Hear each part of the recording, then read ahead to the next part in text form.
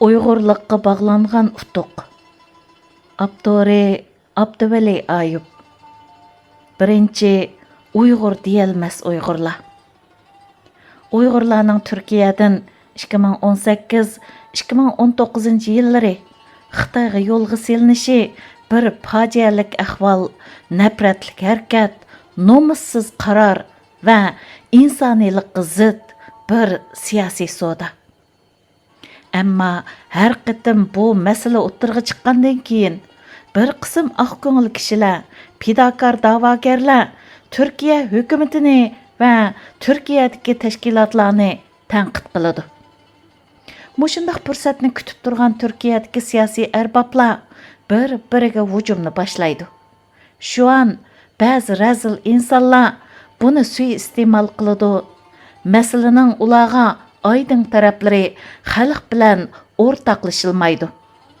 Bir-birini qasdan ayiblash va sesitishlar avjiga chiqadi. Uyg'ur tashkilotlarining bir-birini tanqidlashi kishini umidsizlikka tashlaydi. Aniqki, Uyg'urni Xitoyga qaytarib berishda Erdo'g'an boshqarayotgan hukumatning Xitoyparastligi javobgar. Bundaq fojialik qismat kaynida Oq partiya hukumatining Xitoycha tutumi, Xitoy mablag'iga tashnoligi qo'zg'atqich omil. Ammo bizdan o'tgan yerlar bormi yo'q, buni o'ylashib beqishimiz kerak. Chunki biz Turkiyaning tutumini, qarorini o'zgartirishga qodir bo'lolmagan bilan o'zimizni, kamchiligimizni, xalqimizning fikrini isloh qilishga qodir.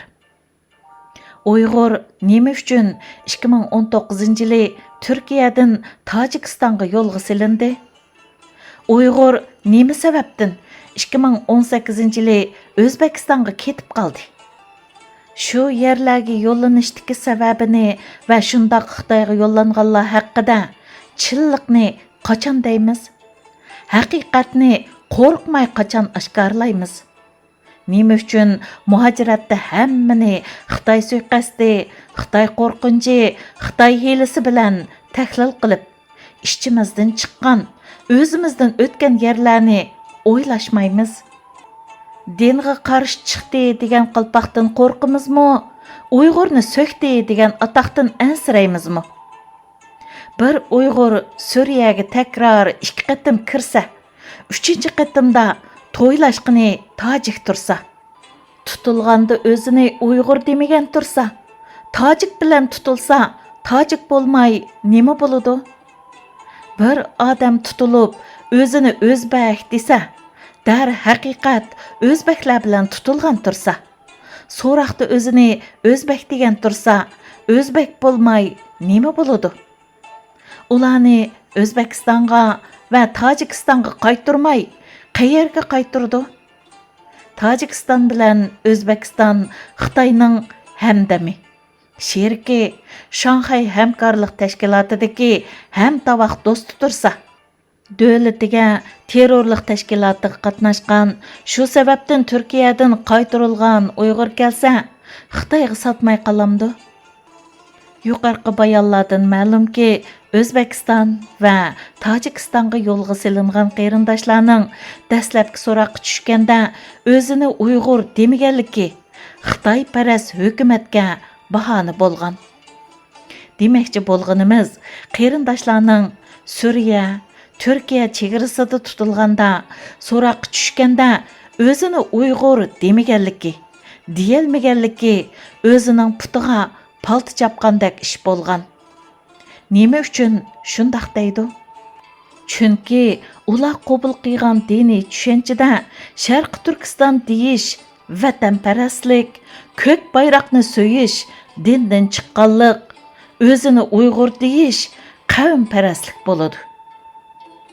Ikkinchi, terrorlikqa bahona bo'layotgan bayonlar. Turkiyadagi Uyg'urlarning tutilishiga tepilgan bahona terrorlik. Tutilgan Uyg'urning hammasi degidak Turkiyada terrorlik tashkilotiga a'zo bo'lgan. Terrorlik tashviqotini tarqatgan, terrorlikqa tashabbus qilgan, terrorlikqa manba bo'lgan degan jinoyatlar bilan ayblanib ketadi. Albatta bularning hammasi bahona. Әмма бұндақ баханаларга səbəb болған баянатlar bizdə yoxmu? Səbəblər bizdən tepilmamdı. Tepilidi. Şərq Türkistan Ölümalar Birligining İstiqlal televiziyasining va ba'zi jamoat arboblarının terrorlik vaqasidan keyin e'lon qilgan bayonoti va programmasini har kim ko'ralaydi. Bir davlatning istixboroti dunyodagi cho'ng terrorlik vaqalari haqida shaxslarning nimdigini bilan kor bo'lmaganda qilgan bilan tirkab qo'ydi. Bo'libmi tashkilotlarning, arboblarning va ularga vakillik qiladigan axborotning bayonotiga alohida diqqat qiladi. Dunyoda terrorlik yuz berganda chiqqan bayonotlarga qarab boqayli. Türkiyədə terrorlik vaqasi yuz berganda terrorchini va terrorlikni ayblab bayonot e'lon qilmagan Sharq Turkiston Ölümalar Birligi, Fransiyada terrorlik yuz berganda Uyg'urni qo'llagan Fransiyaga qarshi maqomda bayonot jakarlagan tursa, Türklarga Uyg'urlarning terrorlikqa qarshi bu maydoni shubhalik tuyulmasmi? Vaqa asli mundaq bo'lgan. 2017 kirdigan kechada yuz bergan Reyna qatliamining qatili Uyg'urning kuyovli edi. Qatil naq maydondan qochib, Mo'ljar tog'i degan Uyg'ur oshxonasiga pul so'rab kelgan edi. Turkiya terrorchiga qizini bergan kishidan terrorchiga pul bergan Uyg'ur jamoatining terrorlikqa chetishligidan gumonlanmay kimdan gumonlanadi?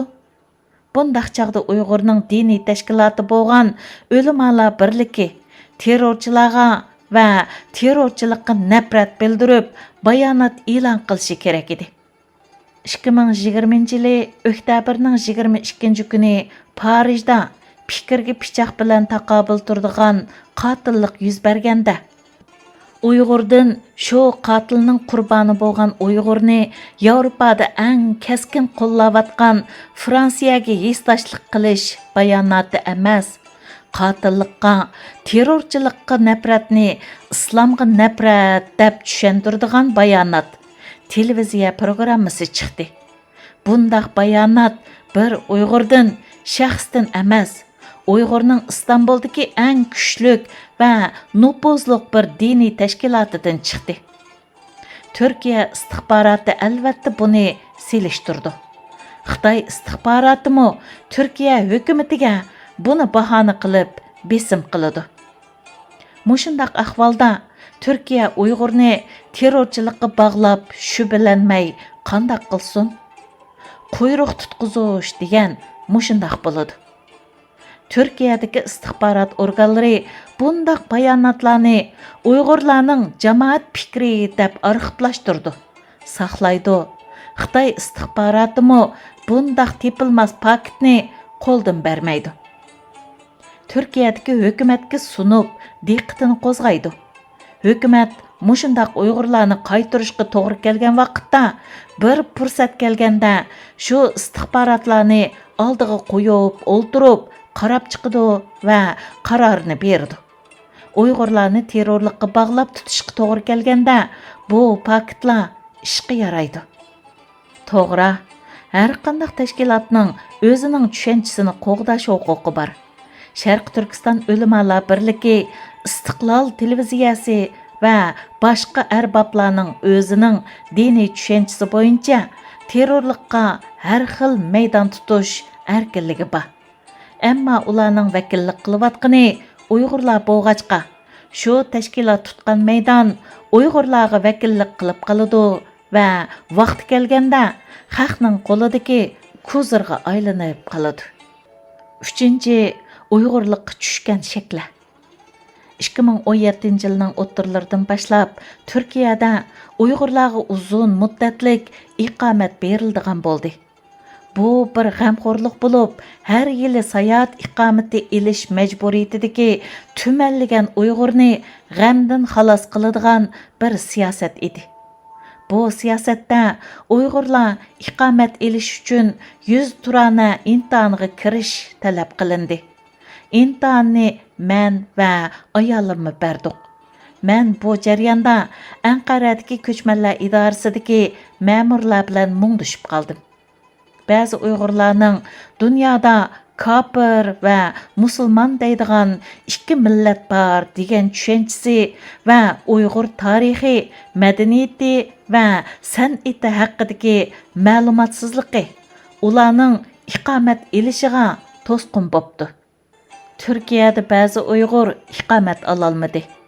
Ular Suriyaga bormagan, Iroqqa safar qilmagan, ammo ularning Uyg'urlik imtihonidan o'talmaganligi iqomat ololmaslikqa sabab bo'lib qolgan. Ma'murlarning aytib berishicha, ba'zilar Uyg'urlarning tarixi, urf-odati va turmush, madaniyat haqida hech nima bilmaydi ekan. Buningdan ichi pishgan ma'mur millating nima desa, Uyg'ur demay, musulmon İbrahim Xalilullahning millati debdi. Sutuq Buğraxon kim desa, bilmayman debdi. Uyg'urcha tavishlarni sanab ber desa, alif ba ta sa deb arabcha tavishlarni sanab turk ma'murlarni kuldiribdi. Hammadan qiziqarli yeri Qaraxonlar davlatining poytaxti qaysi desa, Buxoro deb javob beribdi. Men o'qirmanlarga shuni selishtirib beqishni tavsiya qilaman. Uyg'urga iqomat berganda Uyg'urlik imtihoni ilindi.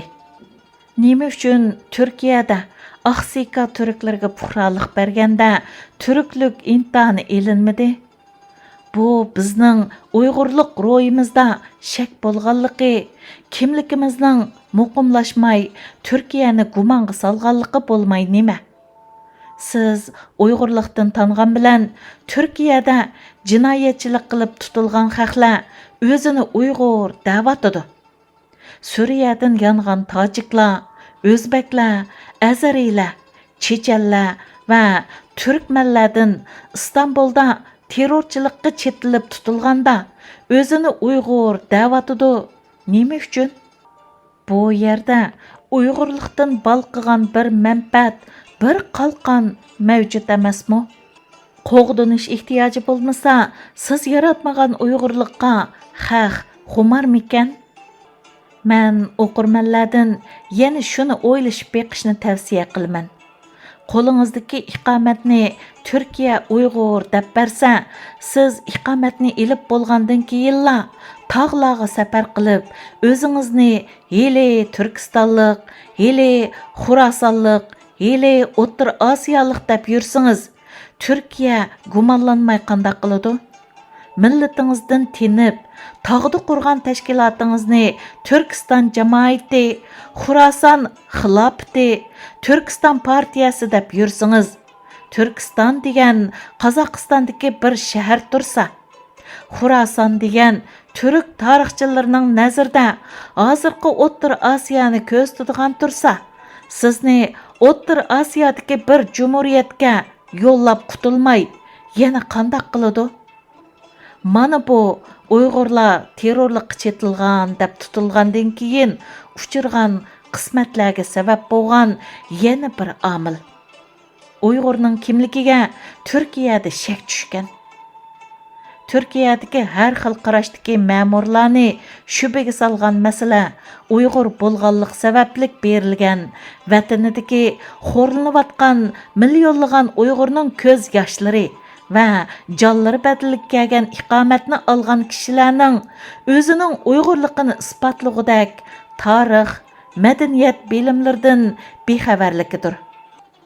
Uni ozdab Uyg'ur tutqunlarining o'zining ko'k bayrog'ining o'rniga qora bayroqni so'yishi, vatanini Sharq Turkiston demay, Turkiston, Xuroson degandek o'zining diniy qarashlarini ifoda qiladigan ismlarda atishimi soqchi va jandarmalarda bu kishilarning Uyg'urligidan shaklanishni paydo qilgan. 4. O'zim topgan baloga naga baray davoga. Turkiyada bo'layotgan bugungi musibatga Suriya balosining sabab, pilta, bahona va kuzur bo'lganligini ichinish ishida e'tirof qiladi jafokash rahbar Hidoyatullo O'g'izxon. Bu e'tirofga nurg'un xursınishlar yoshiringan. Mencha Turkiyadagi boshqa ustozlar, rahbarlar va yetakchilarmi buni e'tirof qilishi va o'zining mas'uliyati haqida o'ylanishi kerak. Suriyaga Uyg'urlar mayli Daeshga qetilishga borgan bo'lsin yoki Turkiston Islom partiyasiga qetilishga borganlar bo'lsin va yoki boshqa mujohid guruhlarga qetilish uchun borganlar bo'lsin, ular Uyg'urlarning javhar qismi. Bir odamning o'limga pisand qilmay oldingi safga otlanishi tepilmas ruh. Ammo biz nima uchun shundoq ruhqa boy qahramonlarni ko'k bayroqni emas, qora bayroqni tanlaydigan qilib qo'ydik? Bizda savallik yo'qmi, odoshlar, qarindoshlar, sabdoshlar? Minglagan Uyg'urni xarob qilgan, yana 2000 dan ortiq Uyg'urni hozirmi kamplarda asirga band qilgan, hatto ularni bugungacha biz zulmga uchirgan Uyg'ur degizalmagan. Baş ko'zini cho'mkigan arabcha qora niqobdan Uyg'urcha hijobga almashtira olmagan tushunchani biz qo'llab, tarqitib, yo'lab va yo'gab kelmadikmi? Turkiyadami beshimizdan ketmagan terrorchi degan to'kmatning terrorlik balosining yüzimizni yer qilishiga, g'ururimizni xor qilishiga, hayotimizni ostin ustin vayron qilishiga sabab bo'lgan omil o'zimizda bo'lmay nada? Biz o'z millatini so'yishning ibodat ekanligini, millatning hurligi uchun o'lsimi shehid deyilganligini, har millatning har xil rangda bayrog'i, har xil kunda bayrami, har xil rangda kiyimi bo'lsa bo'ladiganligini madrasalarda darslik qildikmi? Tabliğlarda tashviq qildikmi? Millatparvarlikningmi, islomning guli, musulmonlikning tojisi, insonlikning zinnati ekanligini tabliq qilib boqdiqmi? Qilmadik. Qilganimiz arabcha ideologiyani din deb tarjima qilib, madrasalarda o'tib, to'rlarda tarqatdik. Biz Uyg'urlikningmi eng go'zal musulmonlik ekanligini, Uyg'ur tarixiningmi musulmonlik tarixi, islom tarixining oltin batlari ekanligini e'tirof qilmadik. Tariximizni parchildik, tarixiy shaxslarimizni bir-biridan ayirdik. Ikkinchi jumhuriyatni xotirlasak, Molla Ilhon To'rini maqtab, Ziyoli Ahmadjon Qosimini unutib qoldik. Suhbatlarda Arabdan bo'lgan Ibn Taymiyani, Said Qutbni ko'tirib, Uyg'urdan chiqqan Molla Musa Sayramini, Molla Bilalni unutib qoldik. Natijada Uyg'urcha so'zlaydigan, ammo Uyg'urning tarixini so'ymaydigan bir musulmon ummat yaratdik. Natija nim bo'ldi? Ular nada musulmonga urush bo'lsa, shu yerda tayyor bo'ldi. Musulmoncha qarindoshlikni Hindoneziyadan tortib Suriyagacha jon bilan qon ado qildi. Bizning muhojiratdagi diniy ma'rif harakatimiz haqiqatan gullandi. Chiqqan diniy kitoblar, o'qishliqlar, tabliğlar haqiqatan millatga dinimizni singdirdi. Ammo bu ma'rif milliylashmaganligi, yerliklashmaganligi uchun millatni musulmon ajdodlarimizning tarixiy yo'lida, hurlik engida, ozodlik engida, mustaqillik engida yetishtirib, bir qo'shin qilib chiqolmadik. Aksicha biz shug'ullangan ma'rif dunyodagi asliyatchi, oshqun diniy fikrlarga yollanma qo'shin qilib, zapas mujohid qilib, taqlab yetishtirib berdi. Natija shuli bo'ldimi? Yo'q. Bizdagi diniy ma'rif millatlashmaslikni, Uyg'urlikdan chatnashni, millat suyarlikni chetga qiqishni, vatan suyarlikni rad qilishni, millatning muzikasi, usuli, an'anasini inkor qilib, vayron qilishni dindorlik deb qaraydigan bir qorong'u iqinni paydo qildi. O'zimiz chopgan bu iqinda әмді өзіміздің қиыны иқыватыды. Türkiyədəki bəzilərinin nəzərdə nemişqə Uyğurluqqa şək düşdü? Nemi üçün bizning kimligimiz şəklik bo'lib qaldıq? Çünki Türklər allaqachon millatlaşıb bo'lgan. Ularning nazarda millatlaşmaslik, millatsizlik o'zining ajdodini, turini, tarixini, qavmini rad qilish bu madaniy dunyoda nafratga hukmdir. Millatsizlik, vatansizlik, kimliksizlik deganlar bizga ko'ngil bo'ladigan turk millatchilarining nazarda hozirgi dunyoda hayvonlarni qabul qila olmaydigan yovvoyilikdir. Bizning turk qo'shnimizning engida vatan millat va hurlikni yaklaydigan qiliq insonga yarashmaydigan iblislikdir. 5. Biz millatchi Xitoyning maslakchi dushmani. Düşman bilan o'zimizni selishtirma qilishdan burun gapni tarixning 1000 yillik batlarga emas, 70 yil burunqi sahifalarga nazar selib baqayli. Vaqt 1947 yil may.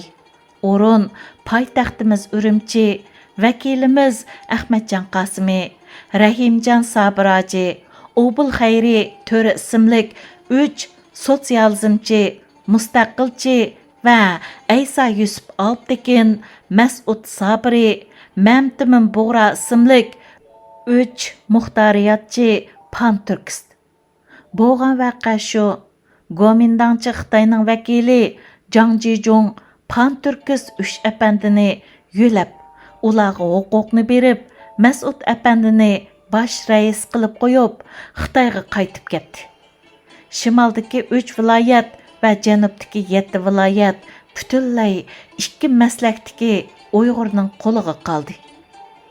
2 maslakning tarafdorlari buni fursat bilib birlashib oldimi? G'achchida mustaqillik jakarlab oldimi? Yo'q.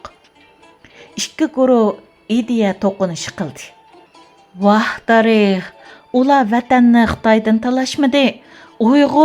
Uyg'urdan maslak talashdi, maslak. Sotsialistik davlat qurmoqchi bo'lgan Ahmadjon Qosim tarafdorlari har qaysi Uyg'ur aqartish uyushmalarini baza qilib, Gomindangning qo'lida oliy avtonomiya qurmoqchi bo'lgan 3 apandini ayblashdi. 3 apandi tarafdorlari 3 maslakchi yoshlar uyushmasini baza qilib, qaytirma hujumga o'tdi. Hatta 3 apandi tarafdori Abdurim Qilich Uyg'ur uyushmasiga yig'ilganlarga bombaliq hujum qildi. Millatchi Xitoy Jang Jijong Xitoyda turib, Sharq Turkistonda ilishayotgan 2 maslakning tamashasini ko'rdi. 2 maslakchi bir-birini tillab, hol sirtib, millatni bo'lib, zeriktirib bo'lganda Jang Uyg'urning vatanini na sotsializmchi Uyg'urga, na pan-turkizmchi Uyg'urga tutqizmay, o'z millatidan bo'lgan Vangjinga o'tkazib berdi. Aziz o'qirman, buning sababini o'ylab baqdingizmi? Millatdan maslakni a'lo bilishning xatirini his qildingizmi? Xitoy tarixda butparastmi bo'ldi, orasidan xristianmi chiqdi, kommunistmi bo'ldi, ammo yeziqini o'zgartdimi? Yo'q, Uyg'urcha. Budda dinida ishlatgan yeziqni islomga ishonganda tashladi. Budda diniga ishongan chog'dagi tarixiy kitob, tibobat dasturi va adabiy asarlarni islomga ishongandan keyin ko'ydirdi. Yaqinqi yillarda Uyg'urda islomga moyillik kuchaydi. Biz Uyg'ur emas, musulmon deydiganlar paydo bo'ldi. Bularning hammasi maslakni deb, millatni inkor qilish bo'lmay nima? Mana bu biz yengilgan dushmanning bizdan ortiq tarbi. Qadrdonlar, siz o'zingizni Uyg'ur emas, musulmon degan bilan dushmaningiz Xitoy hech qachon o'zini men Xitoy emas, kofir deb baqmadi.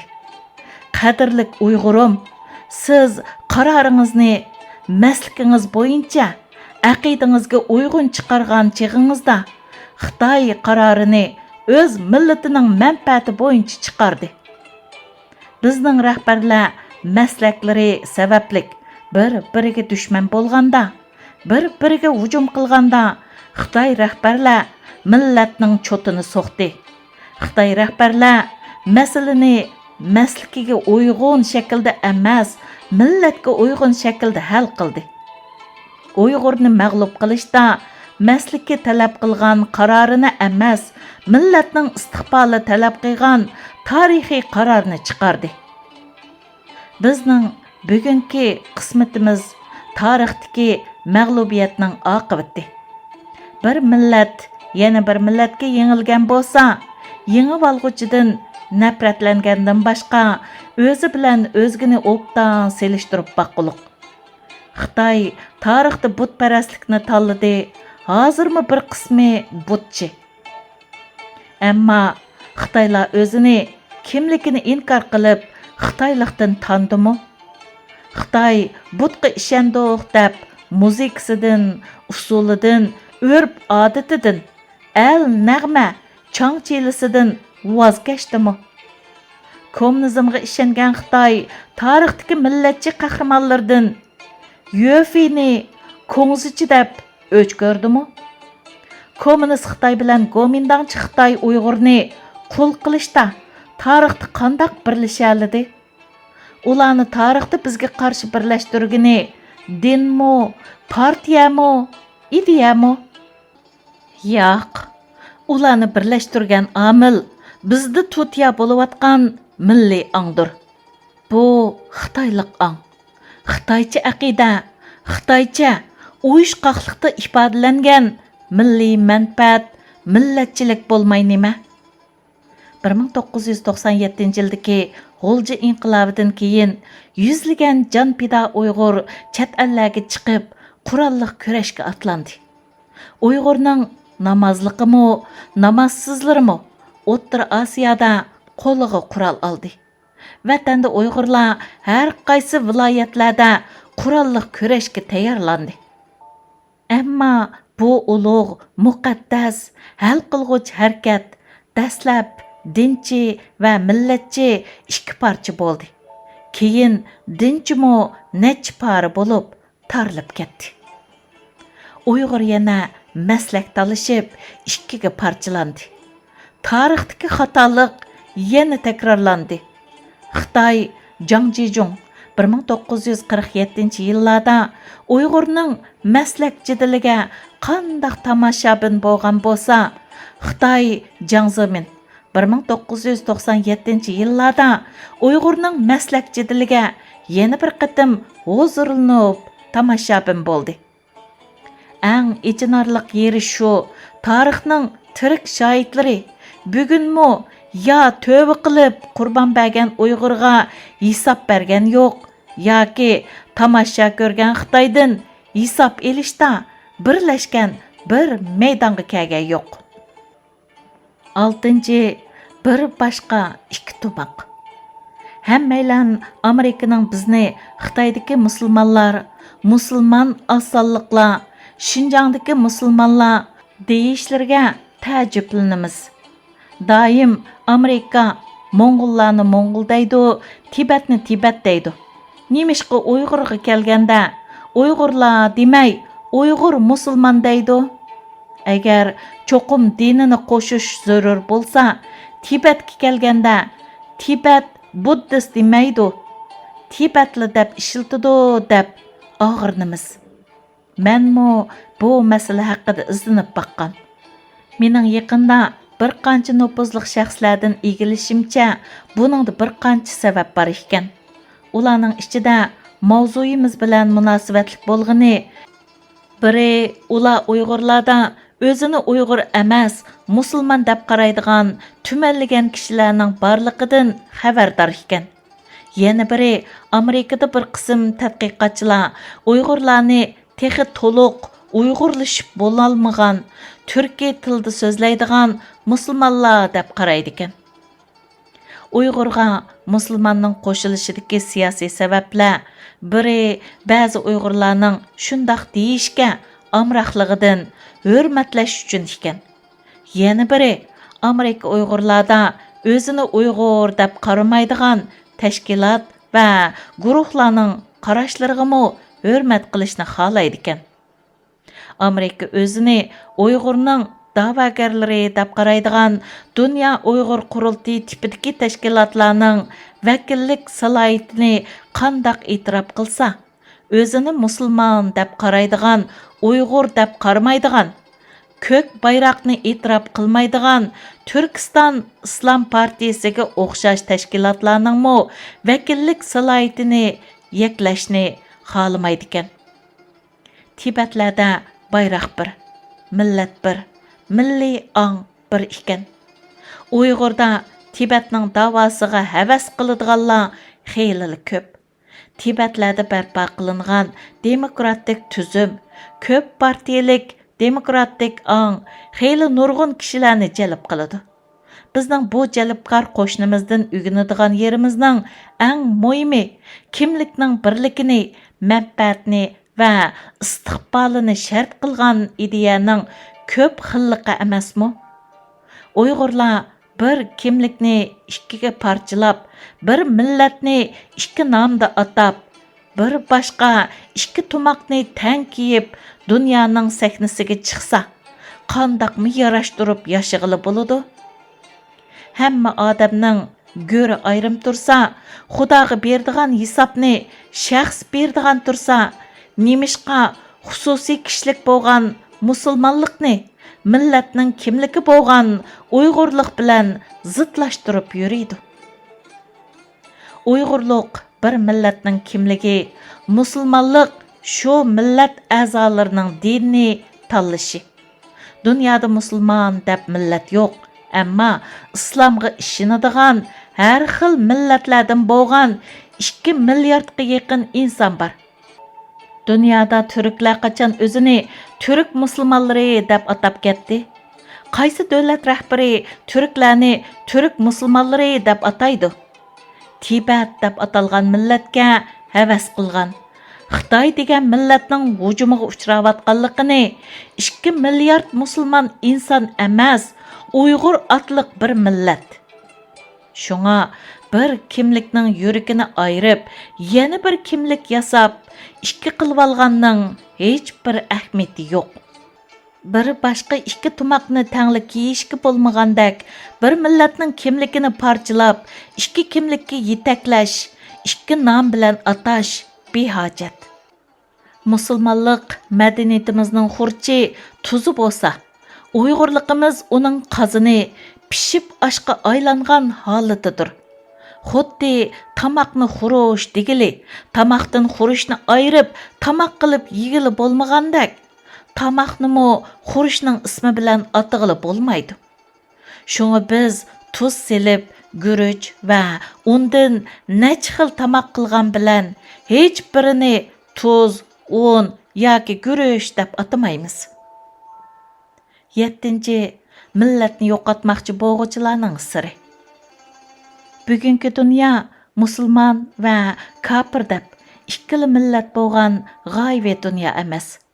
Millat degan so'zning dindagi ma'nosi yo'l deganlik bo'lib, dunyoda ikkili millat bor deganlik, ikki yo'lda mangdigan insonlar bor deyilganlikdir.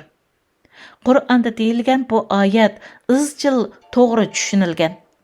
Ammo millatlarni yo'qotmoqchi bo'lgan bir sirliq kuch tarafidan har bir zamonda burmilinib turgan. Shunga bu yerda bir razil sir bor. Asli dinimizda deyilayotgani dunyoda dilliq va dinsiz, musulmon va kafir deb ikki yo'ldagi insonlar bor deyilmoqchi edi. Dunyoni ikki millat qilmoqchi bo'lganlar, qavmlarni yo'qotmoqchi bo'lganlar tarixda bo'lmaganmi? Bo'lgan. Ammo bu jalbkor fikr, bu chiroyli g'oya tarixda amalga oshgan emas. Tarixda qurilgan xalifaliklarmi amaliyotda musulmonlarning emas, bir millatning edi. Ishonmasangiz, payg'ambarimizdan keyin qurilgan Amaviylar xalifaligi, Abbasiylar xalifaligi, Fatimiylar xalifaligi qatorliq xalifaliklarda Arabdan boshqa millatdan chiqqan bir xalifa barmi? Chiqmagan.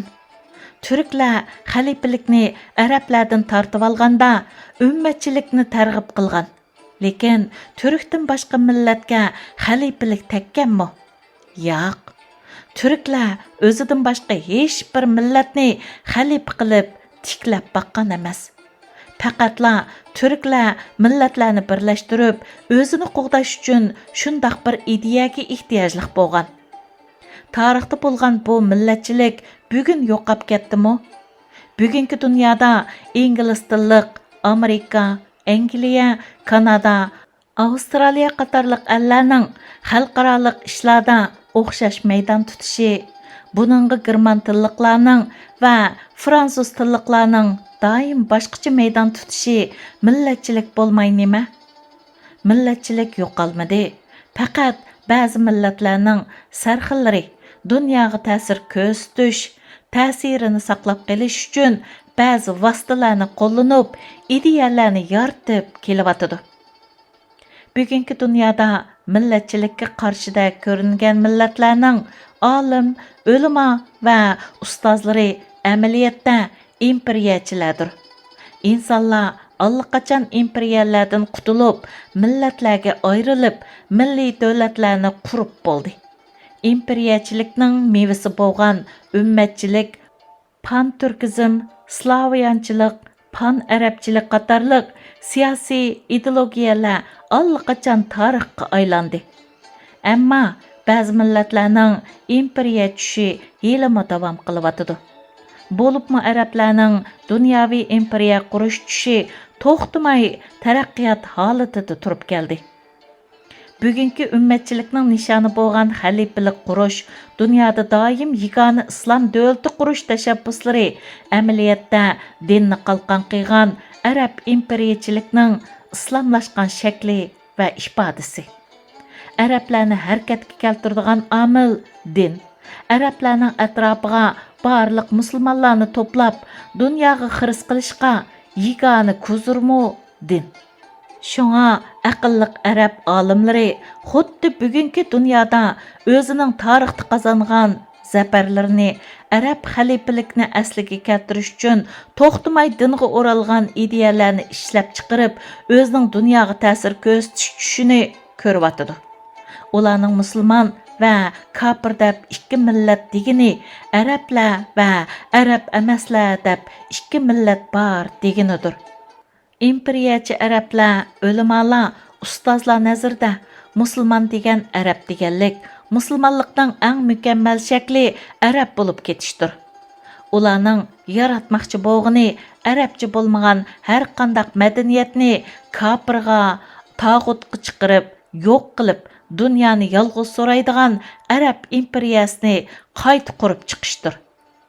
Ammo ular buning ismini hech qachon arab imperiyasi demaydi, balkim musulmonlarni ergashtirish uchun shariat davlati xalifalik deb ataydi. Rus imperiyachilari va Xitoy imperiyachilari boshqa millatlarni qul qilishga arab imperiyachilaridek usulni qo'llangan. Ular avval insonlarning millat uqumini yo'q chiqarib inkor qilgan. Ruslar dunyoda azguchi va ezilguchi deb ikki millat bor deb aldamchilik qilib, dunyoda eng cho'ng kommunistik imperiya qurib chiqqan.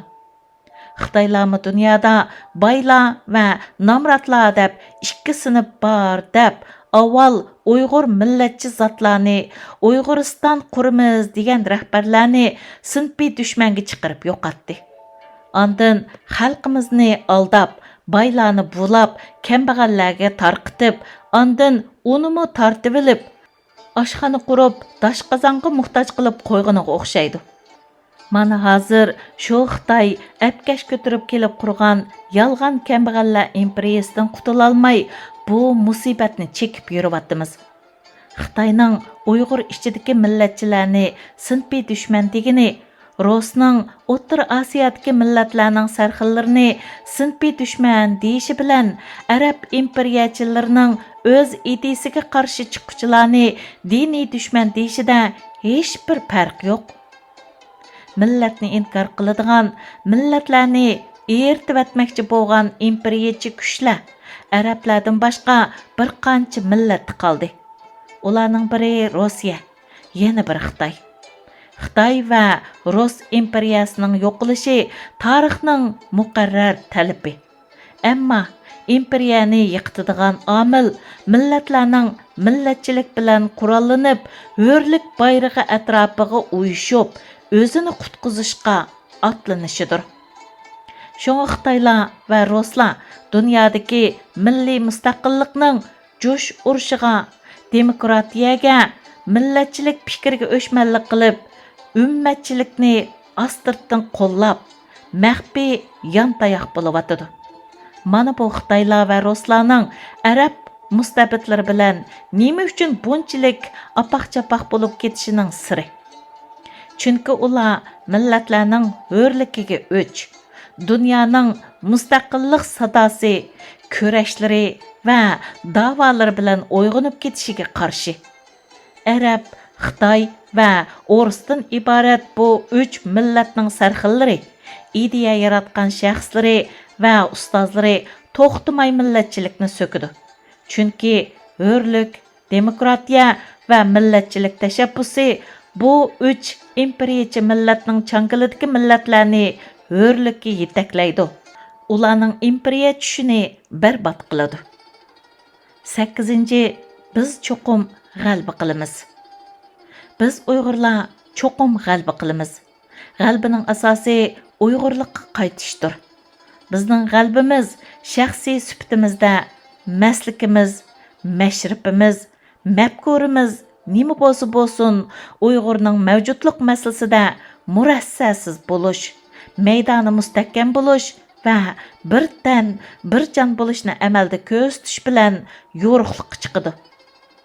Bugungi Yevropa millatlarining hammasi xristian dinidan foydalanib, boshqalarni qul qilmoqchi bo'lgan dinga o'ralgan imperiyachilikdan voz kechish badaliga bugungi taraqqiyotga erishgan. Shunga ularning imperiyachilikdan qutulishda birinchi qilgan ishi Yevropadagi hech qaysi millatning milliy tili bo'lmagan, ma'rifni kontrol qilgan latinchani va latincha Injilni o'z tiliga tarjim qilib, cherkovlarda avam tushunmaydigan latin tilining o'rniga o'z ona tilini dastatgan. Xristianlikdagi ummatchilikdan qutulgan Yevropalik millatlar mustaqilmi bo'ldi, sanoatni barpo qildi, taraqqiyotga erishdi. Mana endi minglagan Uyg'urga panohlik berib turibdi. Biz Uyg'urlar cho'qim g'alaba qilamiz.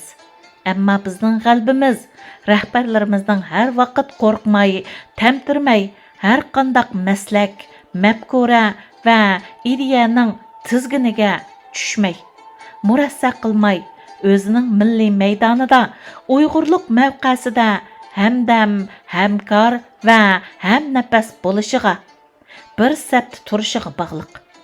Dushmanimiz Xitoyning rahbarlari hech qachon bizdak yatlarga taqobil turishda bir-birini kommunist, ko'ngzichi, butchi deb ayirmaydi. Ular o'zining xususiy e'tiqodini millatdan ustun tutmaydi. Shunga Xitoy rahbarlar kommunist Kubaga, Vyetnamga, Shimoliy Koreyaga kommunistlik maydoni bo'yicha yaqinlashmaydi. O'zi kommunizmni qo'llaganligi uchun kommunizmga, kommunist allarga va xalqlarga chapan yepib bayonot bermaydi. Xitoy rahbarlar o'zini Xitoy millatining tarixiy saltanatining varisi, tarixni ulug'uchi, tarixdagi o'xshamagan din, fikr va ideyadagi ajdodlarining izbosari deb tanıydi. Shunga vatanimizga tajovuz qo'shini boshlab kelgan kommunist Wang Immo o'zini Han sulolasi vaqtida vatanimizga kelgan ko'ngzichi Banchog'ga o'xshatgan. Bu hiligar Xitoy o'z millatining manfaatiga to'g'ri kelganda ko'ngizchi ajdodiga tevinib, kommunistik aqidasini bir chetga qayirib qo'ygan. Bizning rahbarlarimiz millatning hurlik yo'lidagi xizmatni, kurashni, davoni har qanday ideologiyadan ustun tutadigan ong bo'lishi kerak. Davada hech bir ideologiya, mazhab va maslak asos qilinmasdan sap millatso'yarlik, millatning manfaati va mavjudligi shartsiz asos qilinishi kerak. Bugünkidek dunyodagi eng kuchli davlat Amerikada bizga bir Uyg'ur qonuni chiqqan. Yana bir qancha Uyg'ur qonun loyihalari chiqyotidi. Boshqa davlatlarmi shu turdagi qonunlarni chiqarishga hozirlik qilmoqda. Mana bu foydali vaziyatda bizning kunimiz yo'rish oldida turibdi. Bu tarixiy fursatlar Uyg'urning tarixini qayta yozadi. Uyg'urga qartilgan zulmni barbod qilish yoki yo'l qo'yish dunyo tarafining kelajagini belgilaydi. Butun dunyoda Xitoyning Uyg'urga qilgan zulmi milliy qirg'inchilik deyilayotgan fursatda bizmi bir millatchi qiyofatda, bir kimlik, bir ism bilan sahnaga chiqishimiz kerak. Xitoyning musulmon insonlarga emas, Uyg'ur millatiga qilayotgan zulmi diniy zulm deyilmay, Uyg'ur qirg'inchiligi deyilayotgan fursatda Uyg'ur tilida so'zlamaydigan millionlagan kishilarning Uyg'urlikdan chanmasligi, taymasligi, qaytmasligi bugungi va kelgusidagi barliq utuqlarning asosidir. 2021 yili 23 yanvar